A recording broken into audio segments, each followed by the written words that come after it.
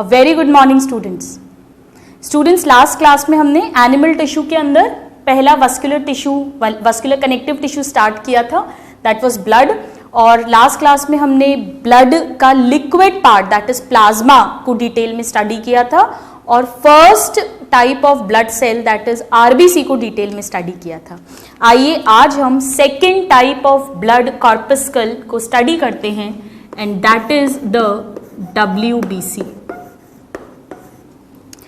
WBC is white blood cell or white blood corpuscle.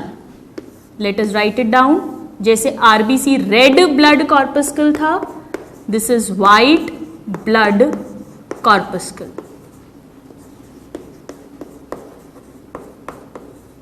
Now, white के लिए leuco word use किया जाता है। जैसा प्लास्टिड्स में आपको याद है ल्यूकोप्लास्ट था, तो इन्हें ल्यूकोसाइट बोलते हैं। आरबीसी को हमने एरिथ्रोसाइट कहा था, it was red in colour and this is white in colour, so they are also called leucocytes. All the name you should know, white blood corpuscle और ल्यूकोसाइट।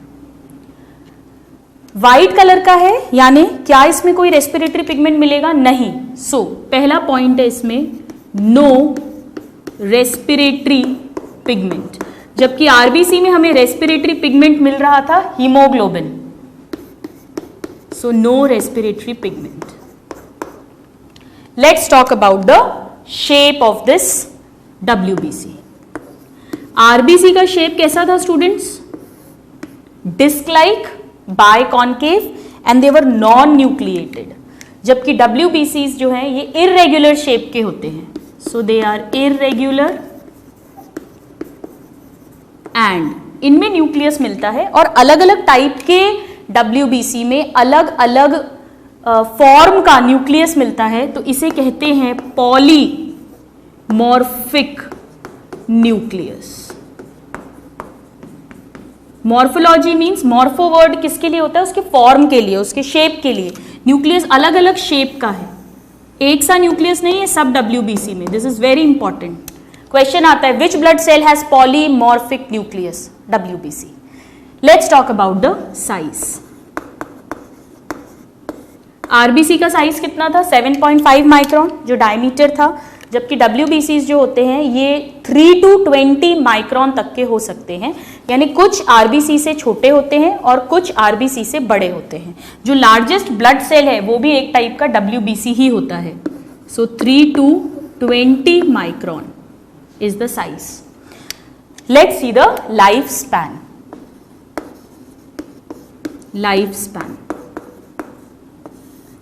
आरबीसी का life span था 120 days, जिसके बाद वो spleen में जाके destroy हो जाते हैं, जबकि WBC जो है ये कई टाइप के होते हैं, अभी हम पढ़ेंगे। They are of many types and इनका लाइफ स्पैन होता है 3 to 30 डेज। और कुछ WBC का हम पढ़ेंगे, हम यहाँ लिख लेते हैं। एक टाइप के WBC होते हैं लिम्फोसाइट्स, इनका जो लाइफ स्पैन है वो few days to few years तक भी हो सकता है, few days, few months, even कुछ सालों तक भी ये जिंदा रह सकते हैं। So this is an exception, but एक एवरेज अगर बात करें तो 3 to 30 days is the life span. Now students let us see what is the condition called when the WBC count is increased. पहले तो हम नॉर्मल WBC काउंट लिखते हैं, जिसे total leucocyte, because they are called leucocytes, total leucocyte count कहते हैं। इसे short में TLC लिखते हैं। जब डॉक्टर ब्लड टेस्ट कराते हैं तो उसमें आरबीसी काउंट आता है, हीमोग्लोबिन कितना है वो आता है, और उसमें एक वर्ड लिखा होता है, आप देखिएगा कभी ब्लड रिपोर्ट हुई हो, TLC, यानी टोटल ल्यूकोसाइट्स कितने हैं। नॉर्मली पर क्यूबिक mm में ल्यूकोसाइट्स होने चाहिए 6000 से 10,000 के बीच। सो 6000 to 10,000 पर cubic mm, this is the normal range. ये सिर्फ थाउजेंड्स में है, जबकि आरबीसी मिलियंस में थे। ऑलराइट, तो अगर हम आरबीसी और WBC का रेशियो निकालें तो 600 आरबीसी पर 1 WBC मिलता है। This ratio is important. Because these are in millions, these are only in thousands. ये रेंज स्टूडेंट्स आपको अलग अलग बुक्स में अलग अलग मिलेगी, कहीं पे 6,000 टू 10,000 है, कहीं 6,000 टू 8,000, कहीं 6,000 टू 11,000। ऑप्शन एक ही आएगा इनमें से, अलग अलग नहीं आएगा। So 6,000 to 10,000 is the standard which is considered. So this is the total leucocyte count. Now WBC जो होते हैं स्टूडेंट्स, हम जानते हैं कि ये मेनली हमारे सेल की इम्यूनिटी बढ़ाते हैं, हमारे बॉडी की डिफेंस प्रोवाइड करते हैं। अभी हम देखेंगे भी इसको। जैसे RBC का मेन काम तो ऑक्सीजन का ट्रांसपोर्ट करना, WBC का मेन काम है बॉडी का डिफेंस प्रोवाइड कराना। तो जब इसका काउंट बढ़ जाए उसे क्या कहेंगे? So increase TLC। Erythrocyte, RBC का काउंट बढ़ा था तो हमने उसे टर्म दिया था एरिथ्रोसाइटोसिस, इसे टर्म देंगे leucocytosis. Very easy to remember, leucocytosis. कब पड़ेगा? जब भी बॉडी में इंफेक्शन होगा, क्योंकि इंफेक्शन को फाइट करने के लिए WBC बॉडी ज्यादा बनाएगी ताकि वो डिफेंस प्रोवाइड कर सके। सो कब होता है ये? In infections mainly. This will increase. आपको कोई फीवर आया, कफ, कोल्ड, बॉडी में कुछ भी इंफेक्शन हुआ, अगर आपने उस समय ब्लड टेस्ट कराया तो आपका WBC जो है वो बढ़ा हुआ आएगा। नाउ लेट अस सी इसका opposite, decreased TLC। Students RBC जब कम हुए थे नॉर्मल से तो हमने उसे एरिथ्रोसाइटोपीनिया कहा था या एरिथ्रोपीनिया कहा था, इसे कहेंगे ल्यूकोपीनिया। पीनिया वर्ड हमेशा कम के लिए होता है। सो दिस इज ल्यूकोपीनिया। ल्यूकोपीनिया का मतलब है कि कहीं ना कहीं इम्यून सिस्टम सप्रेस हो गया है। अब भले ही इंफेक्शन हो, बॉडी बराबर नंबर में WBC बना ही नहीं पा रही है। So it means there is immune deficiency और immuno deficiency in the body, जैसा कि किस में होता है? एग्जाम्पल एड्स में। This is the example. Typhoid fever में भी होता है। इन सब में WBC काउंट जो है वो क्या होता है? कम हो जाता है। और इन्फेक्शंस में नॉर्मली अगर आपकी इम्यून डेफिशिएंसी नहीं है, बॉडी में नॉर्मल इम्यून सिस्टम है, तो इन्फेक्शन के टाइम पर ये उसके काउंट को बढ़ा देगा। So these are the terms. Now where are WBC formed? वहीं पे जहां पर RBC बनेंगे, यानी कि बोन मैरो में after birth and liver and spleen में इन द एम्ब्रियोनिक लाइफ। ये पॉइंट हम बार बार नहीं लिख रहे हैं क्योंकि हमने इसे जनरल हीमोपोइसिस में ऑलरेडी लिख चुके हैं। आइए अब हम देखते हैं types of WBCs। So what are the types now? Types of leucocytes और types of WBCs। Now this is very important students, इस पे बहुत क्वेश्चंस पूछे जाते हैं। WBC को दो टाइप्स में डिवाइड करते हैं। बेसिस ये है कि उसके जो साइटोप्लाज्म है उस सेल का, WBC का, उसमें ग्रैन्यूल्स प्रेजेंट हैं या नहीं है। So the basis is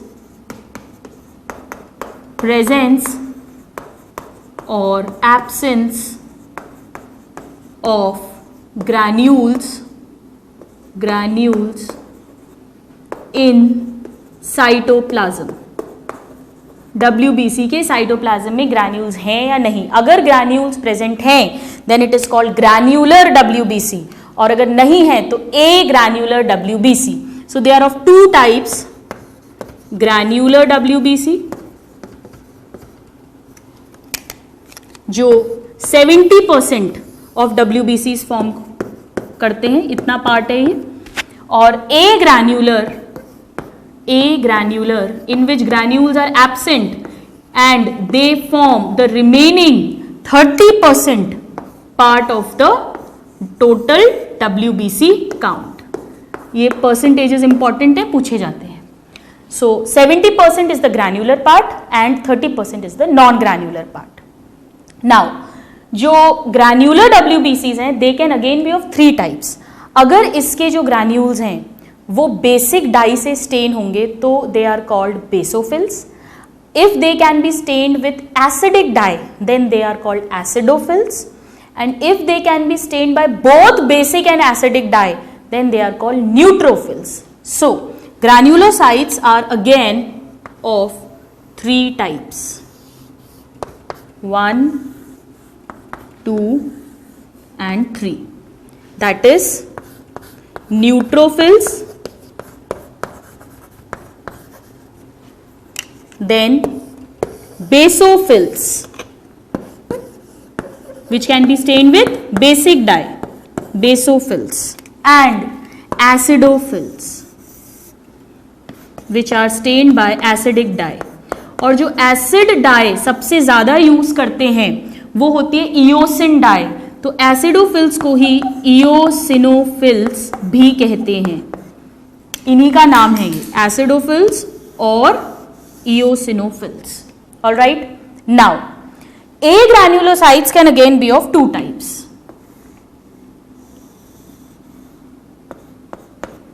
They can be the lymphocytes.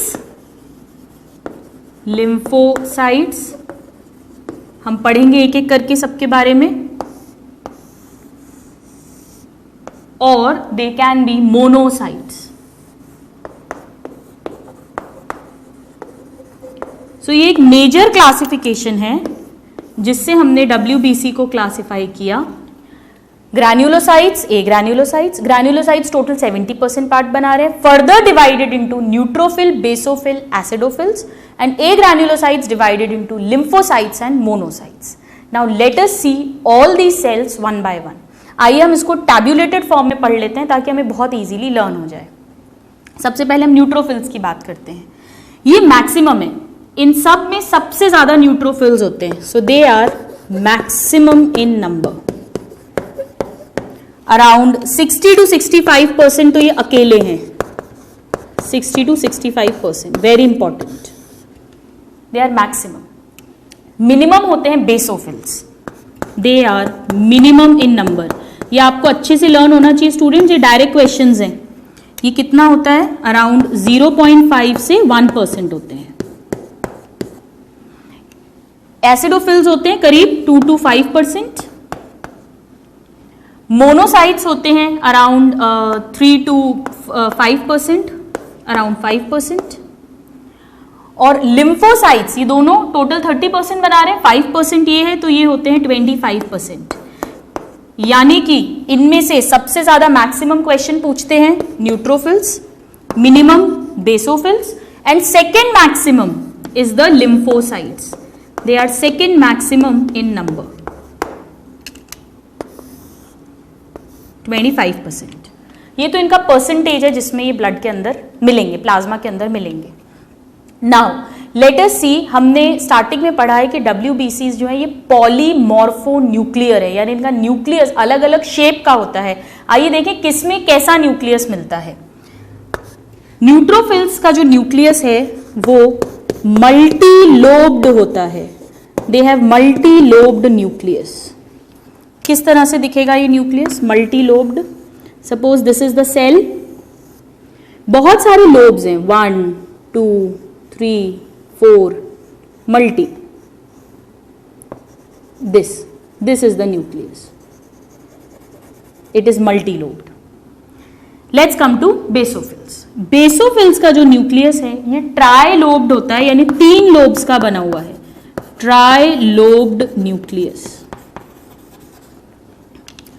Try lobed है, कैसा दिखेगा students? 1 lobe, then 2 lobe, and then 3 lobe. 1 2 and 3.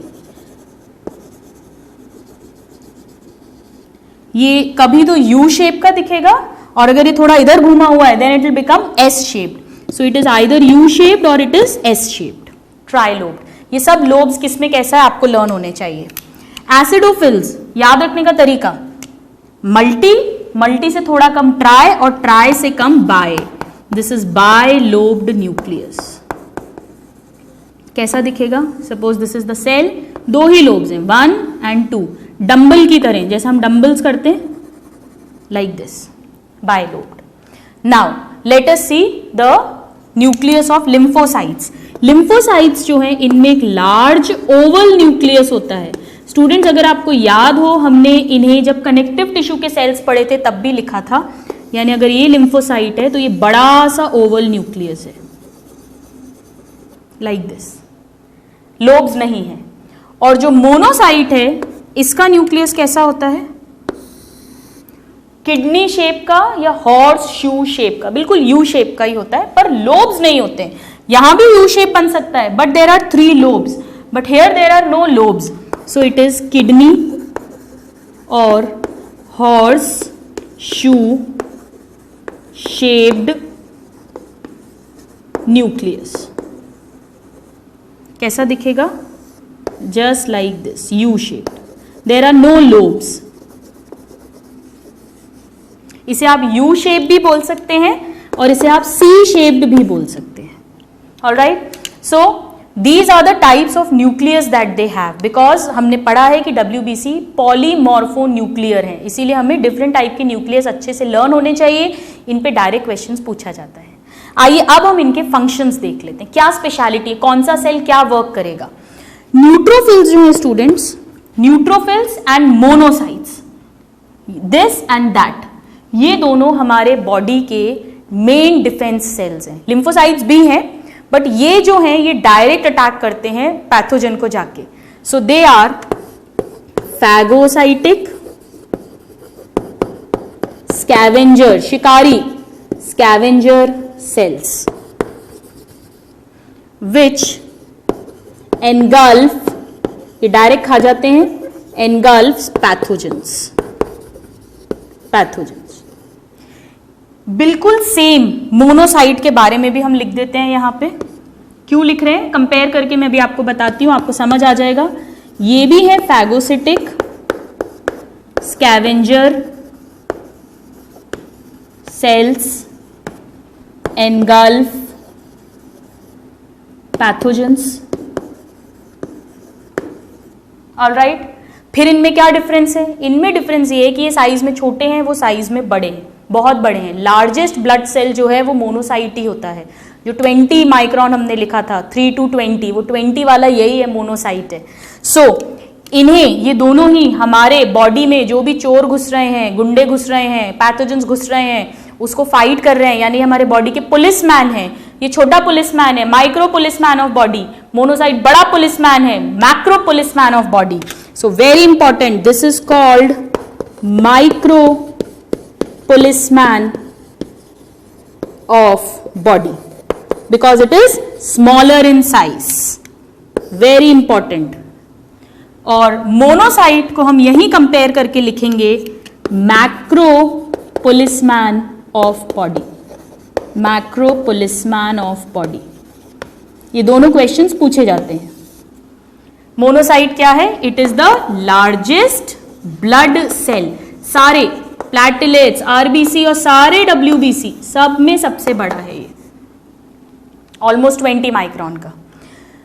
Students, monocytes जो है यही डिफरेंशिएट होकर मैक्रोफेजेस बनाते हैं, जो हमने कनेक्टिव टिश्यू में पढ़ा था। और वो मैक्रोफेजेस अलग अलग ऑर्गन्स में अलग अलग नाम से जाने जाते हैं, जिन्हें हमने हिस्टियोसाइट्स कहा था। जैसे लिवर में उन्हीं मैक्रोफेजेस को कफर सेल्स बोलेंगे, लंग्स में उन्हें डस्ट सेल्स बोलेंगे। सो यहां पर एक पॉइंट हम और ऐड करेंगे, that they modify into macrophages. ये क्वेश्चन पूछा जाता है कि मैक्रोफेजेस किस ब्लड सेल से फॉर्म होते हैं?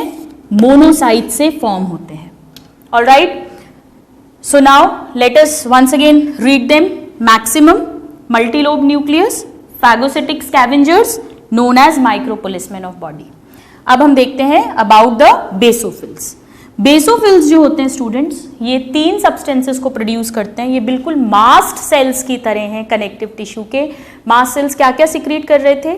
एक तो हिपैरिन जो एंटीकोएगुलेंट है, histamine which was a vasoconstrictor, and serotonin, sorry, histamine is a vasodilator and serotonin is a वैसोकंस्ट्रिक्टर।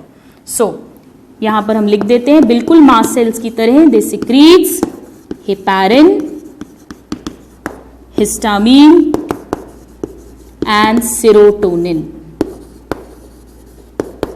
आपको याद हो हमने वहां लिखा भी था कि मास्ट सेल्स जो हैं वो ब्लड बेसोफिल्स के एनालॉगस हैं, क्योंकि दोनों का फंक्शन सेम है, दोनों ही सेम 3 चीजें प्रोड्यूस कर रहे हैं, 3 substances they are producing. Now let's see the acidophils. Acidophils जो होते हैं स्टूडेंट्स, इनकी एंटी हिस्टामिनिक प्रॉपर्टी है। जब बॉडी में हिस्टामिन बढ़ता है तो एलर्जी बढ़ती है। जब भी अगर आपको कोई बहुत इचिंग हो रही है, कहीं पर खुजली हो रही है, इचिंग, आपको बहुत ज़्यादा कोल्ड हो रहा है, यानी कोई ना कोई एलर्जिक टेंडेंसी, अस्थमा, ब्रेथलेसनेस हो रही है, तो ऐसे में जब डॉक्टर ब्लड टेस्ट कराते हैं तो हिस्टामिन का लेवल बढ़ा हुआ आता है। तो ये जो हिस्टामिन है ये एलर्जी कॉज कर रहा है हायर अमाउंट में, एबनॉर्मल हायर अमाउंट में। एंटी हिस्टामिनिक प्रॉपर्टी होती है एसिडोफिल्स की। So they have anti histaminic effect. उल्टा है, बेसोफिल तो हिस्टामिन प्रोड्यूस कर रहा है और इसका एंटी हिस्टामिनिक इफेक्ट है, plus anti helminthic effect. Helminths यानी कि प्लैटीहेलमिंथिस एंड एस्केलमिंथिस, जो फ्लैट वर्म्स और राउंड वर्म्स हमारे बॉडी में इन्फेक्शन करते हैं, जैसे एस्कैरियासिस, टीनियासिस, उन सबको भी यही वाले सेल्स फाइट आउट करते हैं। जब बॉडी में एलर्जी होती है, अगर ऐसे में हम ब्लड टेस्ट कराएंगे तो एसिडोफिल का काउंट बहुत बड़ा आएगा, क्योंकि वो उस एलर्जी को फाइट करने के लिए नंबर में बढ़ गए हैं। सो anti histaminic and anti helminthic effect, antihelminthic effect, these both are important, दोनों ही क्वेश्चंस हैं। All right, now let's move on to lymphocytes.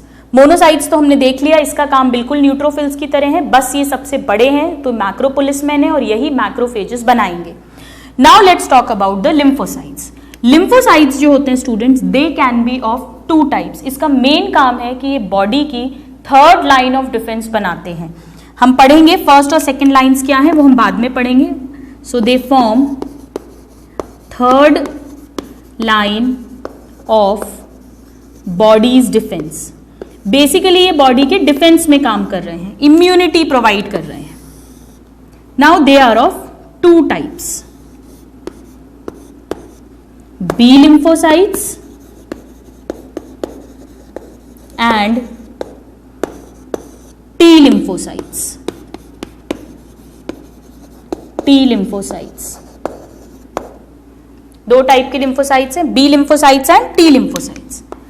B lymphocytes और टी लिम्फोसाइट्स दोनों ही बोन मैरो में प्रोड्यूस हो रहे हैं, बट बी लिम्फोसाइट्स मेच्योर भी बोन मैरो में हो रहे हैं, जबकि टी लिम्फोसाइट्स जो हैं वो बोन मैरो में प्रोड्यूस होते हैं, फिर वो ब्लड के थ्रू थाइमस ग्लैंड में पहुंचते हैं। हमारे नेक में एक ग्लैंड होता है, हार्ट इस जगह चेस्ट एरिया में, वहां पहुंचते हैं और वहां पहुंच के ये मैच्योर होते हैं।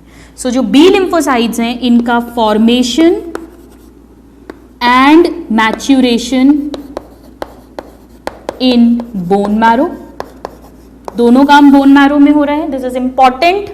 जबकि जो टी लिम्फोसाइट्स हैं इसका formation in bone marrow but maturation in thymus gland, इसीलिए इसको टी लिम्फोसाइट बोला है, टी से thymus. So they are getting matured in thymus gland. सिर्फ मेच्योर, फॉर्म नहीं हो रहे हैं। फॉर्म कहाँ हो रहे हैं स्टूडेंट्स? बोन मैरो में ही हो रहे हैं दोनों। This is very important. सारे के सारे जो WBC है ये सब बोन मैरो में बन रहे हैं, जिसमें से केवल टी लिम्फोसाइट्स जो हैं वो थाइमस में जाके मेच्योर हो रहे हैं, बाकी सब प्रोड्यूस भी बोन मैरो में हो रहे हैं और मेच्योर भी बोन मैरो में हो रहे हैं। So this is a very very important table. इनमें मैक्सिमम मिनिमम पे क्वेश्चन आता है, लार्जेस्ट पे क्वेश्चन आता है, इनके जो इफेक्ट्स हैं उस पर क्वेश्चन आता है, और बी लिम्फोसाइट और टी लिम्फोसाइट्स कैसे काम करते हैं वो हम डिटेल में जब हम इम्यूनिटी का चैप्टर पढ़ेंगे तब पढ़ेंगे। एक्चुअली जो बी लिम्फोसाइट्स हैं यही एंटीबॉडीज बनाते हैं और फिर ये जर्म्स को किल करते हैं, जबकि जो टी लिम्फोसाइट्स हैं ये डायरेक्ट अटैक करते हैं। सो they both provide immunity but by different mechanisms which we will read later on. So this is about the second type of blood cell, that is the white blood cell or leukocytes. 6 to 8,000 or 6 to rather 10,000 is the normal count. Increase in infections known as leukocytosis, decrease in immunodeficiency conditions like AIDS known as leukopenia. They are also formed inside bone marrow after birth. divided into two types, A granulocytes and granulocytes. Granulocytes are further, they are also called granulocytes. Further divided into three types, that is neutrophils if they can be stained by both dyes, basophils or acidophils, and A granulocytes can be lymphocytes and monocytes. यहाँ पे students हमने second type के blood cell पढ़ लिए, आइए अब हम third type का ब्लड सेल पढ़ते हैं, दैट इज द प्लेटलेट्स. आप इसको अच्छे से नोट डाउन करिए, this table is very very important and then we will see the third type of blood cell. Thank you. So this was about WBC. Now students, let's move on to the third type of blood corpuscle, and that is the platelets.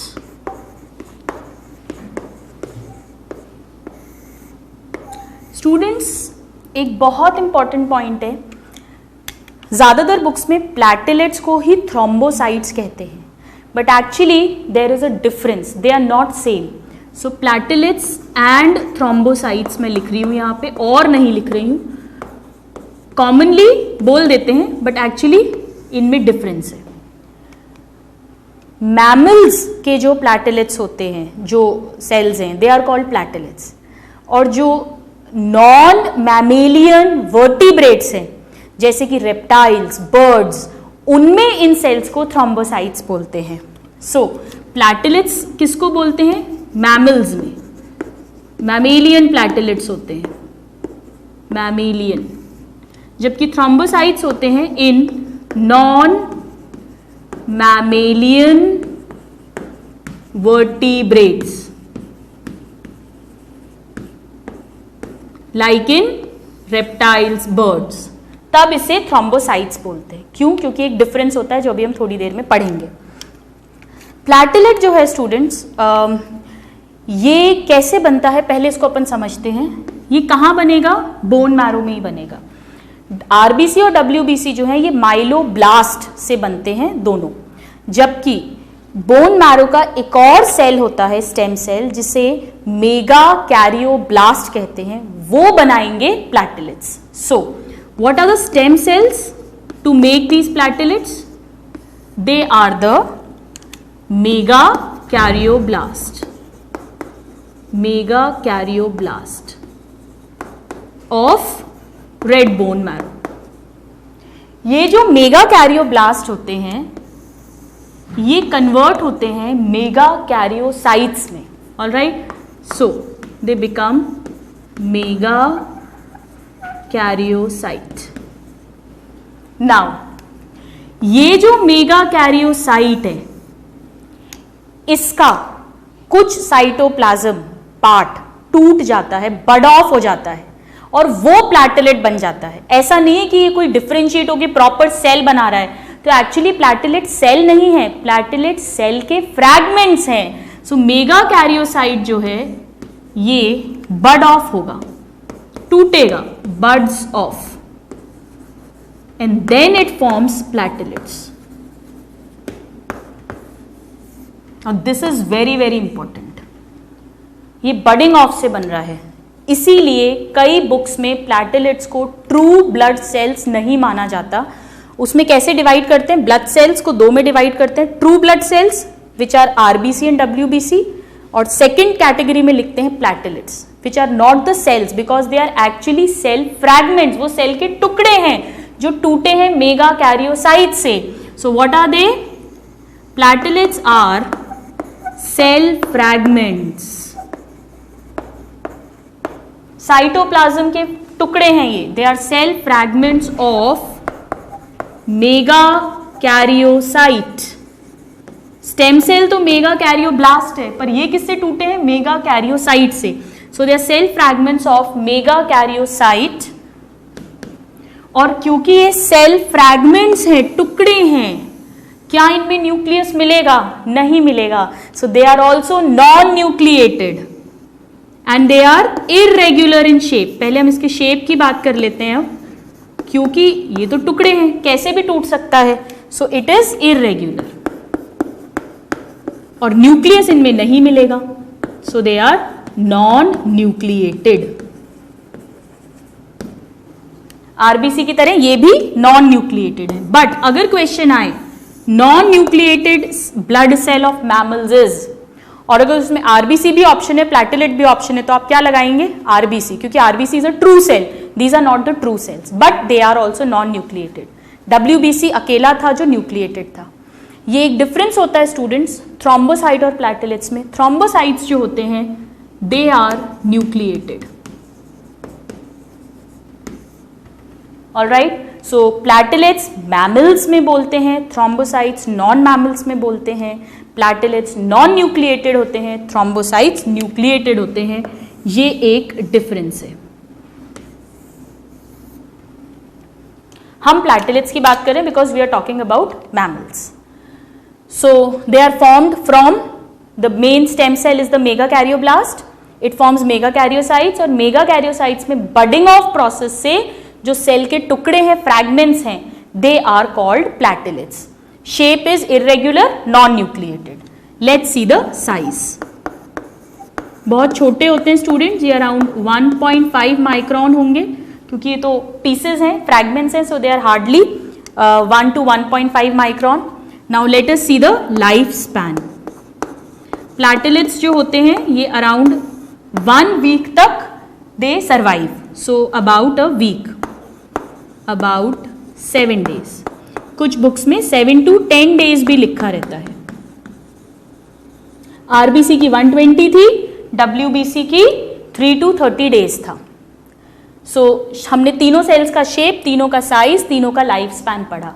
अब प्लैटेलेट का normal blood count कितना होता है? So the platelet count.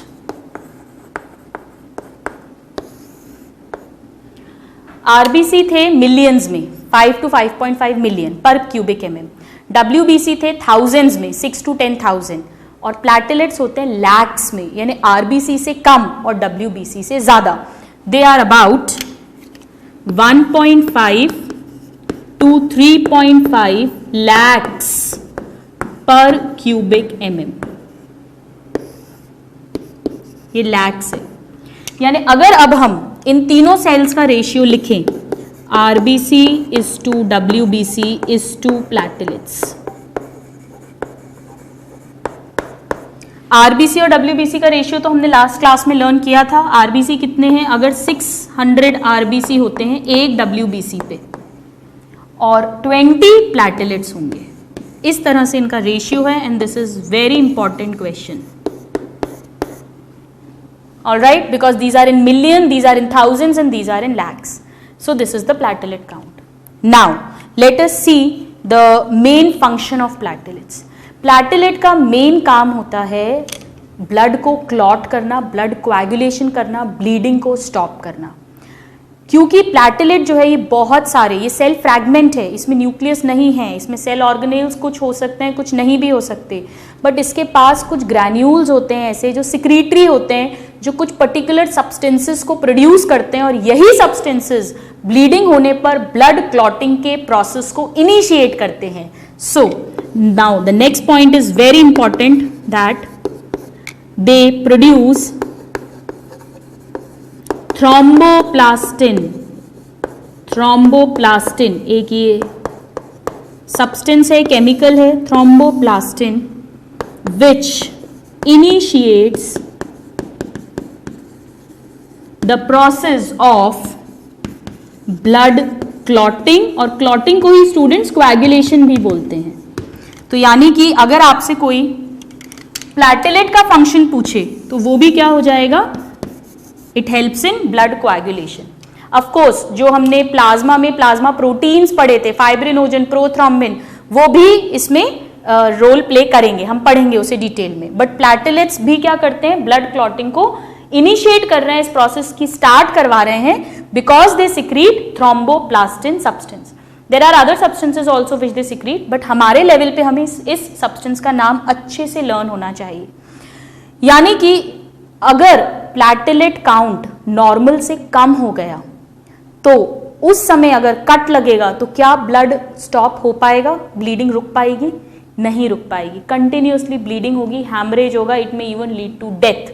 So let us write down increase platelet count. RBC जब बढ़े थे तो उसे कहा था एरिथ्रोसाइटोसिस, डब्ल्यूबीसी बढ़े तो ल्यूकोसाइटोसिस, और प्लैटेलेट बढ़ेंगे तो थ्रोम्बोसाइटोसिस। आप कंफ्यूज मत होइएगा कि थ्रोम्बोसाइट्स तो अलग हैं, वो तो हमने अपनी अंडरस्टैंडिंग के लिए समझा है, बट प्लैटेलेट्स के लिए थ्रोम्बोस वर्ड यूज करते हैं। सो इट इज कॉल्ड थ्रोम्बोसाइटोसिस। ये टर्म्स आने चाहिए, डायरेक्ट क्वेश्चन आ जाता है। इसी तरह से अगर प्लैटेलेट काउंट कम हो गया, डिक्रीज्ड प्लैटेलेट काउंट, एरिथ्रोसाइट्स कम हुए तो एरिथ्रोपीनिया, ल्यूकोसाइट्स कम हुए तो ल्यूकोपीनिया, और प्लैटेलेट्स कम हुए तो थ्रोम्बोसाइटोपीनिया,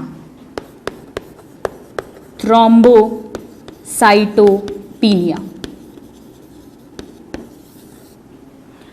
इसमें क्या होगा, प्रॉपरली ब्लड क्लॉट नहीं हो पाएगा, लगातार ब्लीडिंग होगी, जैसा कि एक कॉमन डिजीज में होता है डेंगू। आप सब जानते होंगे, बहुत कॉमन एपिडेमिक डिजीज है। डेंगू जब होता है तो प्लैटेलेट्स चढ़ाने पड़ते हैं बॉडी में, क्योंकि प्लैटेलेट काउंट सडनली फॉल होता है। डेंगू के डायग्नोसिस के लिए डॉक्टर सबसे पहले ब्लड टेस्ट कराता है और उसमें प्लैटेलेट काउंट्स ही चेक करे जाते हैं। So the example is in dengue fever, dengue fever. ये पूछते हैं कि डेंगू में प्लैटेलेट काउंट कम हो जाता है, कितना क्रिटिकल वैल्यू है, आइए देख लेते हैं इसकी। क्रिटिकल वैल्यू, क्रिटिकल वैल्यू मतलब इस वैल्यू के नीचे बॉडी की जो भी छोटी छोटी वेसल्स हैं वो सब रप्चर होने लग जाती हैं, क्लॉटिंग मैकेनिज्म नहीं है तो ब्लीडिंग होने लग जाती है। क्रिटिकल वैल्यू इज 40,000 पर क्यूबिक mm। अगर प्लैटेलेट्स 40,000 से कम हो जाते हैं तो डॉक्टर आपको हॉस्पिटल में एडमिट कर लेता है, क्योंकि अब प्लैटेलेट्स चढ़ाने पड़ेंगे। It is an alarming condition. अगर 70,000 है, 80,000 है तो वो सपोर्टिव थेरेपी देते हैं और कॉन्स्टेंटली मॉनिटर करते हैं, but they will not admit you if he और she is an honest doctor. Alright, so platelets के बारे में हमने इंपॉर्टेंट पॉइंट पढ़ा कि they are not true cells, they are the cell fragments formed inside bone marrow by budding off process in megakaryocytes.